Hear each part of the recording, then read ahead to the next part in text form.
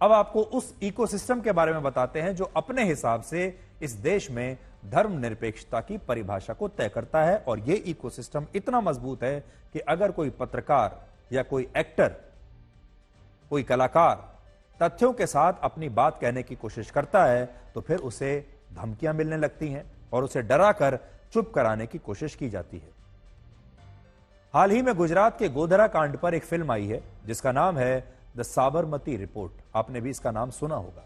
इस फिल्म में बताया गया है कि वर्ष 2002 में जब एक विशेष समुदाय के लोगों ने अयोध्या से लौट रहे कार सेवकों की ट्रेन को आग लगा दी थी और इसमें 59 लोगों की जिंदा जलने के बाद मृत्यु हो गई थी, तब यह सिर्फ एक सामान्य दुर्घटना नहीं थी बल्कि एक सांप्रदायिक हत्याकांड था जिसमें हिंदू नफरत का शिकार हुए थे। 22 वर्ष पुरानी इस घटना के समय नरेंद्र मोदी गुजरात के मुख्यमंत्री थे और आज जब इस विषय पर फिल्म बनी तो उन्होंने अपने एनडीए के साथियों के साथ, अपने कैबिनेट मंत्रियों के साथ, बीजेपी के सांसदों के साथ इस फिल्म को आज देखा।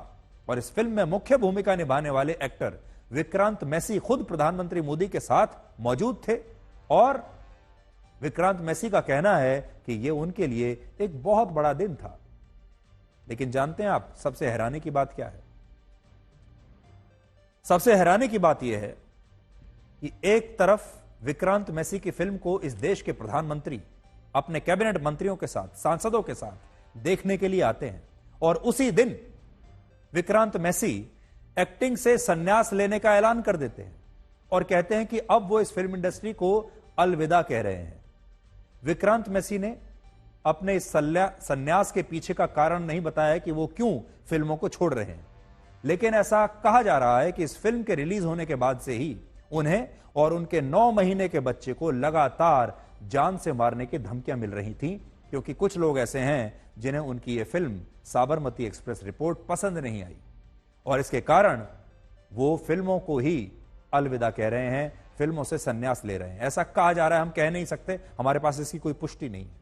अगर ऐसा है कि विक्रांत मैसी सिर्फ इसलिए फिल्मों को छोड़ रहे हैं कि उनके छोटे बच्चे को धमकियां मिल रही हैं, उन्हें जान से मारने की धमकियां मिल रही हैं, तो हमें लगता है कि इसकी गहन जांच होनी चाहिए। क्योंकि अगर यह इकोसिस्टम ऐसे ही पत्रकारों को, कलाकारों को डराता रहा तो भविष्य में कभी भी कोई कलाकार या पत्रकार ना तो ऐसी रिपोर्ट करेगा और ना ही ऐसी फिल्म में काम करने की हिम्मत दिखाएगा।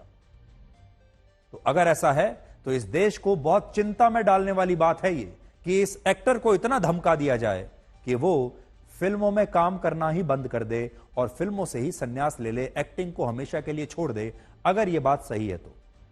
हालांकि इसका दूसरा कारण भी हो सकता है कि विक्रांत मैसी के इस संन्यास ने इसकी दूसरी वजह हो सकती है। आम धारणा असल में यह होती है कि संन्यास 60 वर्ष की उम्र में लिया जाता है, अगर सरकारी आप नौकरी में हैं तो, और अगर फिल्मों में है तो लोग अक्सर बहुत दिनों तक काम करते रहते हैं, जब तक काम मिलता है करते ही रहते हैं, संन्यास लेते ही नहीं है। लेकिन हकीकत यह है कि संन्यास लेना भी एक कला है, रुक जाना भी एक कला है, जिसे हम आर्ट ऑफ रिटायरमेंट कहते हैं। अगर किसी कलाकार को लगता है कि वो अपने जीवन में सफलता के उस शिखर पर पहुंच चुका है जो उसके लिए काफी है, तो वो संन्यास ले सकता है, चाहे वो कलाकार हो, चाहे वो खिलाड़ी हो, कोई भी हो। और संभव है कि विक्रांत मैसी को भी ऐसा ही अनुभव हुआ हो। आज जब प्रधानमंत्री मोदी ने उनके साथ बैठकर उनकी फिल्म देखी तो उन्होंने यही कहा कि यह उनके करियर का सबसे बड़ा पल है।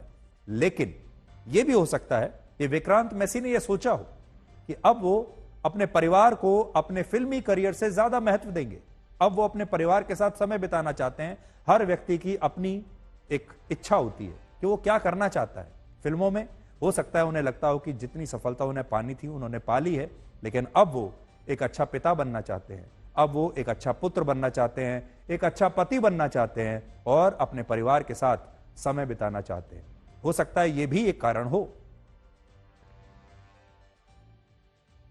आज माननीय प्रधानमंत्री जी के साथ, तमाम कैबिनेट मिनिस्टर्स के साथ, रक्षा मंत्री भी थे, गृह मंत्री जी भी थे, सब थे, उन सब के साथ ये फिल्म देखने का एक अलग ही अनुभव था।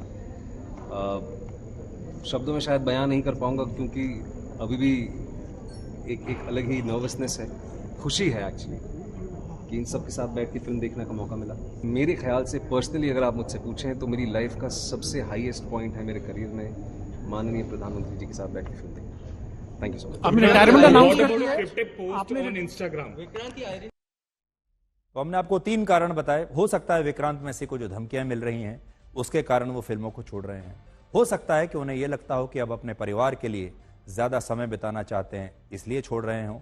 और सफलता कितनी काफी रहेगी, पैसा कितना काफी रहेगा, ये बात हर इंसान पर अलग अलग तरीके से लागू होती है। हो सकता है उन्हें लगा हो कि जो सफलता मिल गई ये काफी है, जो पैसा कमा लिया ये काफी है, अब परिवार की तरफ ध्यान देना है। और तीसरी बात जो अगर सही हुई तो बहुत दुखद होगा, वो ये कि अक्सर हमारे देश के एक्टर पब्लिसिटी स्टंट भी बहुत करते हैं।